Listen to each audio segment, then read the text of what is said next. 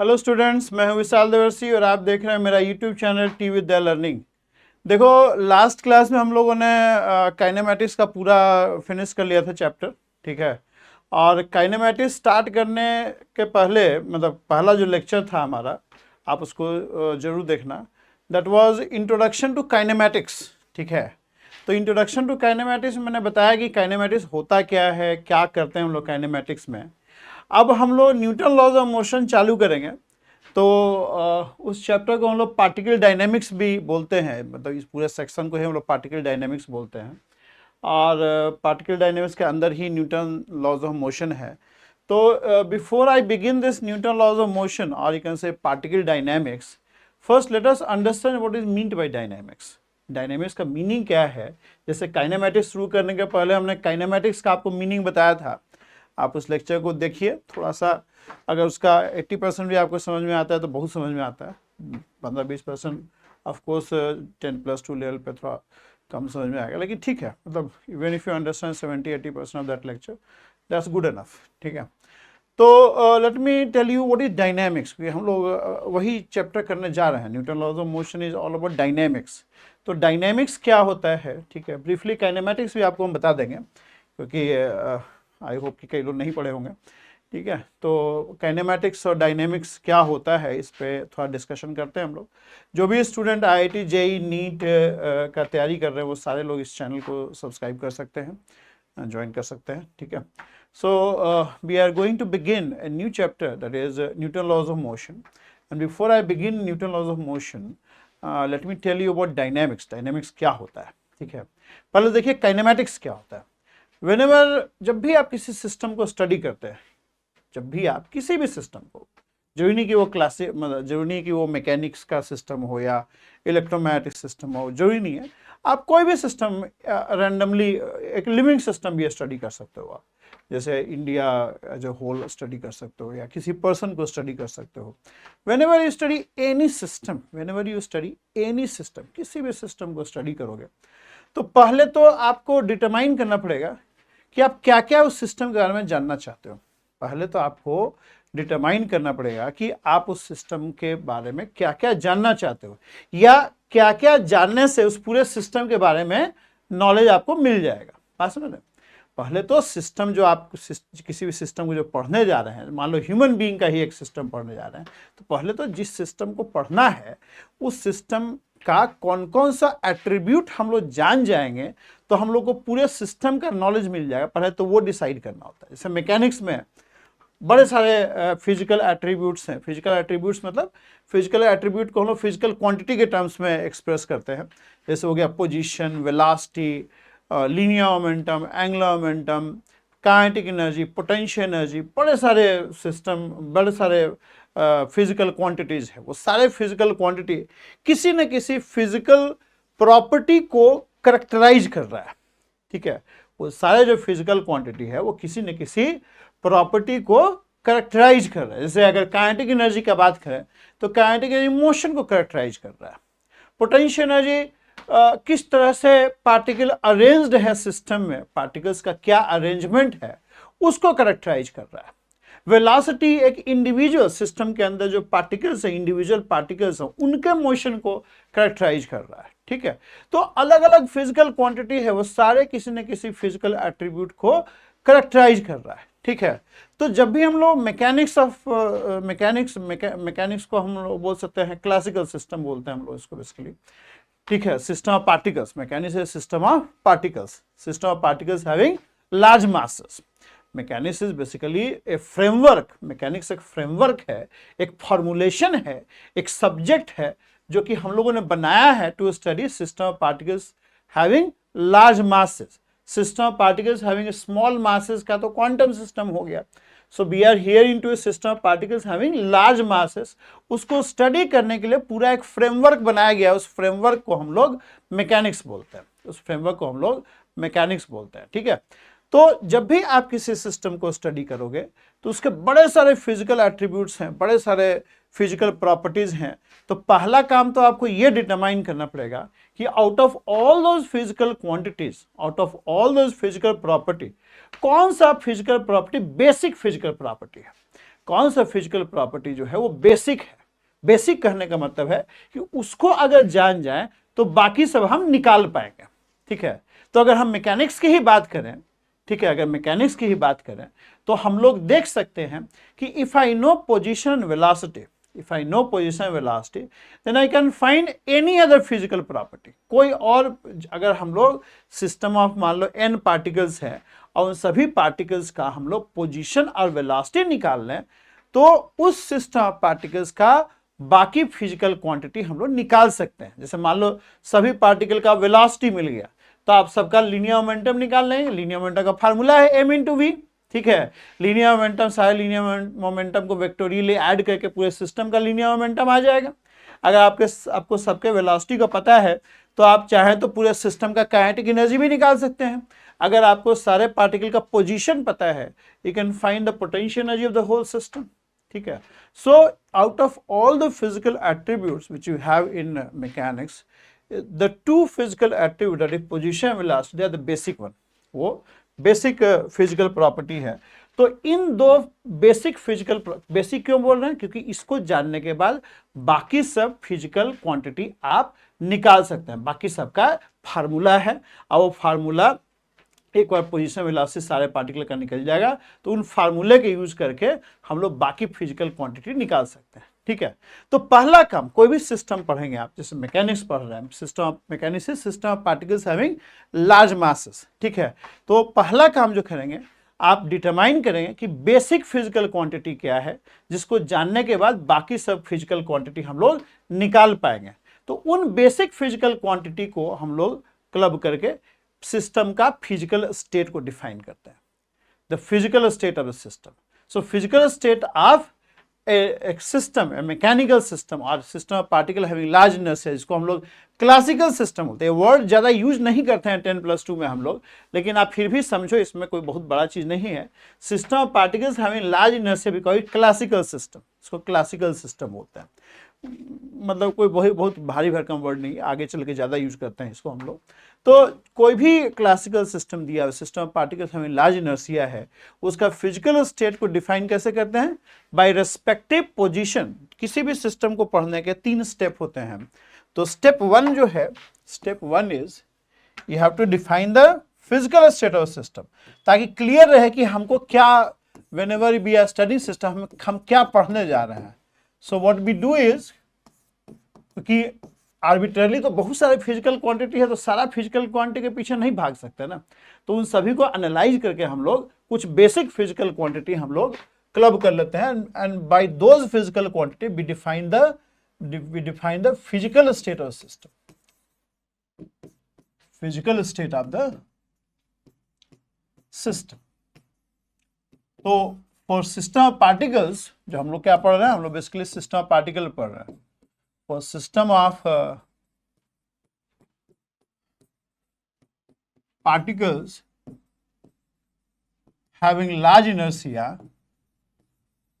जिसको हम लोग क्लासिकल सिस्टम बोलते हैं, इसको पढ़ने का जो फ्रेमवर्क है उसको मैकेनिक्स बोलते हैं हम लोग। इसको पढ़ने का जो सब्जेक्ट हमने डेवलप किया है पिछले 500-600 सालों में, उसको मैकेनिक्स बोलते हैं, ठीक है। तो सिस्टम हो गया क्लासिकल सिस्टम, इसको पढ़ने का जो पूरा फॉर्मुलेशन, जो फ्रेमवर्क डेवलप किया है, न्यूटन लॉज ऑफ मोशन और बाकी चीज़ें जो है, उसको हम लोग मैकेनिक्स बोलते हैं, ठीक है। तो classical system, so for a classical system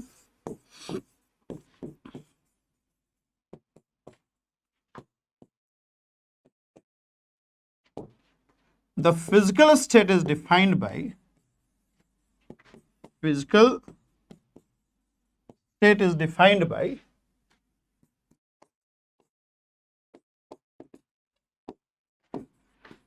respective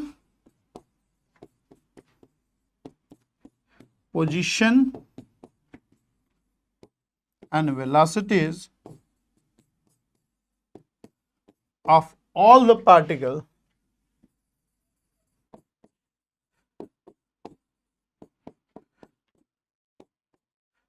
forming the system। ये क्यों जरूरी है, क्योंकि एक और फिजिकल स्टेट डिफाइन कर देंगे तो बहुत क्लियर रहेगा कि when we are studying a classical system, लोग क्या निकालने का कोशिश करें। हम लोग वी हैव फिगर्ड आउट मतलब 8-10 फिजिकल क्वांटिटी है, उसमें से हम लोगों ने एक बेसिक फिजिकल क्वांटिटी सर्च कर लिया और उसको लेके हम लोग फिजिकल स्टेट को डिफाइन कर देते हैं। तो हम लोग का जो टारगेट है ना वो बिल्कुल फिक्स हो गया कि मतलब बहुत सारा टारगेट कि 5-10 फिजिकल क्वांटिटी है। अब सबके पीछे भागने से अच्छा है कि उसमें से बेसिक वाला सिलेक्ट कर लिया और उसी के पीछे भागा जाए हम लोग, ठीक है। तो थोड़ा सा क्लियर हो जाएगा ना, एक टारगेट मिल गया कि हमको पोजीशन वेलोसिटी निकालना है। क्यों पोजीशन वेलोसिटी निकालना है सारे पार्टिकल का? क्योंकि एक बार ये निकल जाएगा तो बाकी सब निकल जाएगा, तो बाकी सब के पीछे भागने की जरूरत नहीं है। तो हमने क्या किया, हम लोग जो अपना जो डोमेन है, जो हम लोग का अपना व्यू है कि किसको क्या हम लोग को निकालना है, बहुत बड़ा सिस्टम है। अब सबके सारे फिजिकल क्वांटिटी के पीछे भागने से अच्छा है कुछ बेसिक फिजिकल क्वांटिटी के पीछे भागो, ठीक है। उसको निकाल लो, उसको निकाल लोगे तो बाकी सब निकल ही जाएगा, ठीक है। तो instead of running after every physical quantity you just run after these physical quantities. और इसी फिजिकल क्वांटिटी को क्लब करके हम लोग कहते हैं physical state of the classical system. So physical state of classical system is defined by respective position and velocities of all the particles forming the system, forming the state, nahi, forming the system.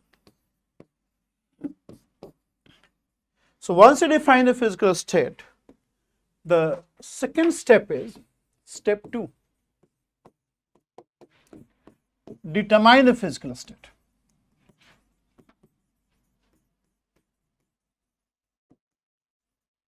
Physical state at t equal to 0, ठीक है। एक बार physical state define कर दिया और definition जो physical state का definition हो once for all है। 500 साल पहले the great people defined it, Newton और गैलीलियो लोगों ने डिफाइन कर दिया कि the physical state of classical system defined as the respective position velocity of all the particle forming system. ये बड़े लोगों ने डिफाइन किया, उसको हम लोग फॉलो कर रहे हैं क्योंकि कोई दिक्कत अभी तक आया नहीं है। दिक्कत आएगा तो फिर रिडिफाइन करने का सोचेंगे, तो अभी तक तो कोई इशू आया नहीं है, ये डेफिनेशन बढ़िया है, कोई दिक्कत नहीं है, ठीक है। सो वो जो फिजिकल स्टेट का डेफिनेशन है वो वंस फॉर ऑल है, बार बार नहीं डिफाइन करते, हर साल नहीं डिफाइन करते हैं, वो एक बार डिफाइन हो गया, पिछले 500 सालों से हम लोग वही फॉलो करते आ रहे हैं, ठीक। तो एक बार फिजिकल स्टेट डिफाइन हो गया तो हमारा टारगेट मिल गया कि हमको ये निकालना है, ठीक है। ये निकाल लेंगे तो सिस्टम के बारे में पूरा जानकारी मिल जाएगा। देन दूसरा काम क्या है, you determine the physical state at t equal to 0। देखो कभी भी किसी भी चीज का फ्यूचर प्रेडिक्ट करना है तो पहले उसका प्रेजेंट जानना पड़ेगा आपको। अगर आप जानना चाहते हैं कि सामने वाला आदमी 10 साल बाद क्या बनेगा या क्या बन सकता है, तो पहले आज का उसको जानिए, आज वो क्या है, आज कहाँ स्टैंड कर रहा है, वेयर ही स्टैंड्स टुडे। हम लोग भी किसी बच्चे से मिलने आते हैं, कई गार्जियन लेके आते हैं कि भाई देखिए गाइड कीजिए थोड़ा, तो पहले हम लोग उसका करंट स्टेटस जानने का कोशिश करते हैं। करंटली वो कहाँ स्टैंड कर रहा है, करंटली उसको कितना आता है, ठीक है। तो उसका प्रेजेंट फिजिकल स्टेट पहले हम लोग जानने का कोशिश करते हैं। हम लोग के दिमाग में फिजिकल स्टेट का डेफिनेशन डला हुआ है कि बच्चों का ये फिजिकल मतलब ये चीज़ हम जान लेंगे तो उस बच्चे का पूरा डिस्क्रिप्शन हमको पता चल जाएगा। तो वो फिजिकल क्वांटिटी पहले जानने की कोशिश करते हैं कि हाँ इसका क्या मार्क्स है, क्या स्टडी है, क्या रुझान है, किधर वो जाना चाहता है, उसका दिमाग का मतलब एप्टीट्यूड क्या है, वो सब कुछ मतलब हम लोग चेक कर लेते हैं कि प्रेजेंटली वो कहाँ स्टैंड कर रहा है, प्रेजेंटली वो कहाँ स्टैंड कर रहा है, ठीक है। So if you want to determine the system at any future date और फ्यूचर टाइम, पहला काम तो आपको करना है कि आप current at t equal to 0 वो टाइम है जब आप पढ़ना चालू करते हैं सिस्टम के बारे में, ठीक है। So determine the present state of the system, आप फिजिकल स्टेट है t इक्वल टू 0, इसको हम लोग स्टैटिक्स बोलते हैं, आप लोग इसको काइनेमेटिक्स भी बोलते हो। काइनेमेटिक्स में हम लोग यही पढ़ते हैं, we determine the physical state, we determine the physical state, तो इसको लोग स्टैटिक्स भी बोलते हैं, बिकॉज स्टैटिक्स, ठीक है। स्टैटिक्स इज कई बार स्टैटिक्स और स्टैटिक में लोग कंफ्यूज हो जाते हैं। Statics is not static, static मतलब रेस्ट होता है। Statics is basically the science of determining the physical state, the current physical state of system, उसको स्टैटिक्स बोलते हैं, स्टैटिक्स बोलते हैं। स्टैटिक्स मतलब स्टेट, हम लोग प्रेजेंट फिजिकल स्टेट जानने का कोशिश करते हैं सिस्टम का, उसको हम लोग स्टैटिक्स बोलते हैं, बिकॉज स्टैटिक्स, ठीक है। Once you know the present state of system, एक बार हम किसी बच्चे का प्रेजेंट स्टेट जान लेते हैं कि आज वो क्या है, वेयर ही स्टैंड्स टुडे।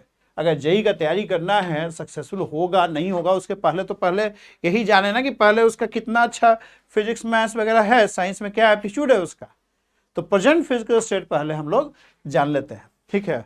फिर एक बार ये जान लिए आपका स्टेप 2 कंप्लीट हो जाएगा। फिर स्टेप 3 क्या है? Step 3 is all about the time evolution of the physical state. Step 3 है, स्टेप 3 में हम लोग जानने का कोशिश करते हैं, स्टेप 3 में we determine how the physical state of the system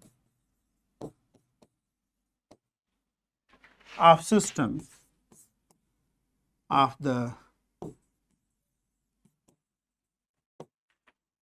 evolves with time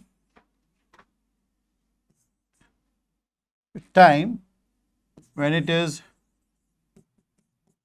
subjected to determine how the physical state system evolves with time when it is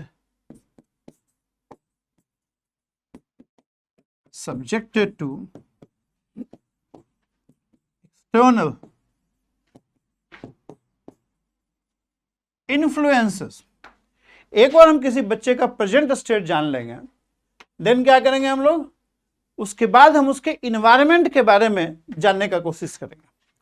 हम उसके इन्वायरमेंट के बारे में जानने की कोशिश करेंगे कि भाई उसके माँ बाप क्या कर रहे हैं, वो कहाँ पढ़ रहा है, कौन से कोचिंग में पढ़ रहा है, कौन सा स्कूल में पढ़ रहा है, उसके फ्रेंड सर्कल क्या है, वो सारा चीज़ हम जानने का कोशिश करेंगे। ठीक है, हम क्या कर रहे हैं, हम उस बच्चे का फ्री बॉडी डायग्राम बना रहे हैं।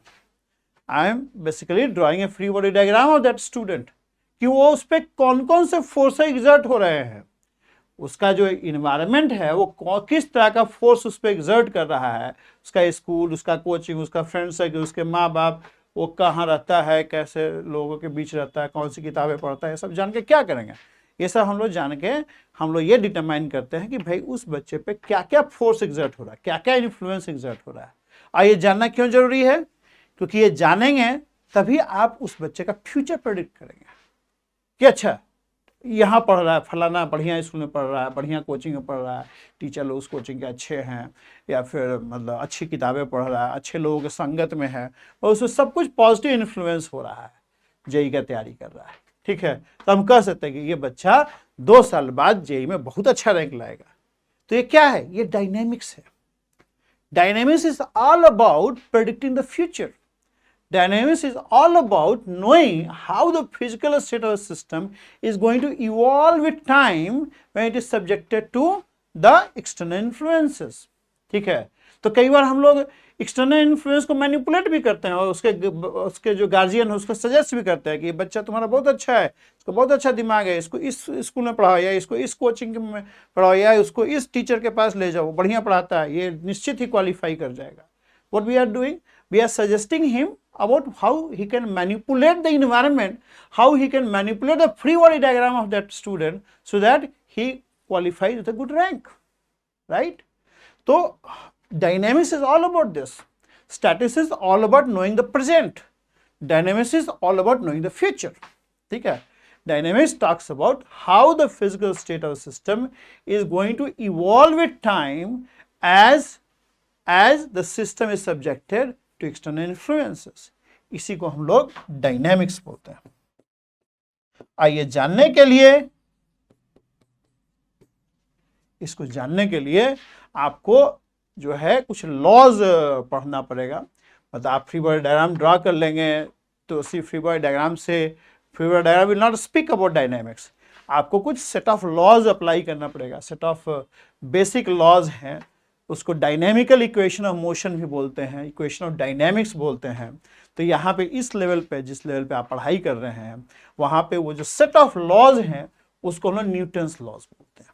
ठीक है, Newton's laws will help you to determine the dynamics of the system once you know what kind of forces are acting on that system. किसी भी पार्टिकल पे जो फोर्स एक्सर्ट हो रहा है, एक उसका एनालिसिस कर लेंगे, then Newton laws are going to help you know the dynamics of that particle, dynamics of the system of particle, किस तरह से वो सिस्टम ऑफ पार्टिकल इवॉल्व करेगा, कैसे उसका पोजीशन वेलोसिटी चेंज करेगा। Physical system, physical state evolve करने का मतलब क्या है? Physical state is all about position velocity, how the position velocities of all the particle forming a system is going to evolve with time when they are subjected to given forces. नहीं, dynamics of a classical system is all about knowing, all about determining how the position and velocities of all the particles forming a system is going to evolve with time as they are subjected to external forces. और उसको जानने में आपको जो set of laws है, जो involve है, जो सेट ऑफ लॉज आप यूज करेंगे टू डिटरमाइन द डायनामिक्स, दो सेट ऑफ लॉज जो आपके इस 11th क्लास में पढ़ना है, दो सेट ऑफ लॉज है बेसिकली न्यूटन्स लॉज. आगे जाएंगे तो और भी अलग अलग लॉज होंगे, तो depending on which laws you are using, उसको कई बार से न्यूटन्स लॉज यूज करेंगे, जिसको बोलेंगे न्यूटोनियन डायनामिक्स, है ना, न्यूटोनियन डायनामिक्स. आगे आप ग्रेजुएशन में जाएंगे, पोस्ट ग्रेजुएशन में जाएंगे, कभी मान लो, ठीक है, कोई परसू करता है हायर स्टडीज फिजिक्स में, तो आप देखें कि यू हैव लैग्रेंजियन इक्वेशंस. तो लैग्रेंजियन इक्वेशन अगर यूज करेंगे डायनामिक्स प्रेडिक्ट करने के लिए तो उसको लैग्रेंजियन डायनामिक्स बोलते हैं. कई लोग हैमिल्टोनियन इक्वेशन यूज करते हैं, उसको हैमिल्टोनियन डायनामिक्स बोलते हैं. तो आपको तो खैर वो सब नहीं पढ़ना, आपको तो न्यूटन्स लॉ यूज करके डायनामिक्स निकालना है. तो आपका जो सब्जेक्ट होगा उसको क्या, न्यूटोनियन डायनामिक्स. ठीक है, तो हम लोग न्यूटन लॉज ऑफ मोशन पढ़ेंगे और देखेंगे कैसे Newton laws of motion use करके हम लोग किसी भी सिस्टम ऑफ पार्टिकल्स का डायनामिक्स निकालते हैं. ठीक है, तो डायनामिक्स समझ में आ रहा है, डायनामिक्स क्या है और क्यों हम लोग न्यूटन लॉज पढ़ रहे हैं. न्यूटन लॉ आपको बताएगा किस तरह से पोजीशन वेलोसिटी जो पार्टिकल्स का है, जो सिस्टम ऑफ पार्टिकल्स है उसका पोजीशन वेलोसिटी किस तरीके से चेंज होगा as those particles are subjected to external forces. ठीक है, ठीक है, ज़्यादा अभी तो देखो इस पे तो हम घंटों बोल सकते हैं, लेकिन ज़्यादा यूज का आपके लिए नहीं रहेगा इस टाइम, है ना, क्योंकि we have to constrain ourselves to this syllabus, है ना, otherwise the things will go beyond your scope, है ना, फिर तो खो जाएंगे हम लोग, बहुत ज़्यादा अलग दुनिया में चले जाएंगे, फिर डीप इनटू फिजिक्स घुस जाएंगे. ठीक है, तो I have to constrain myself, I am really constraining myself. ठीक है, so that the things do not go beyond your scope. ठीक है, तो इस लेक्चर का अगर if you understand even 70% that's good. ठीक है, नहीं समझे कोई बात नहीं, वो आपके प्रिपरेशन को अफेक्ट नहीं करेगा, but if you understand it's good. ठीक है, तो क्योंकि देखिए the idea is to master the subject. Once you master the subject you will get a good rank. ठीक है, वो तो बाई प्रोडक्ट है, जेई क्वालिफाई तो अपने आप हो जाएगा, एक बार सब्जेक्ट में मास्टरी हो जाएगा, फिर क्या है, फिर तो आप क्वालिफाई कर ही जाओगे हर हाल में. ठीक है, ओके. सो जो भी student JEE, IIT JEE, NEET या सीबीएसई बोर्ड में है, जो फिजिक्स पढ़ना चाहते हैं, वो सारे लोग इस चैनल को सब्सक्राइब कर सकते हैं. ठीक है, so till that thank you very much and have a good day.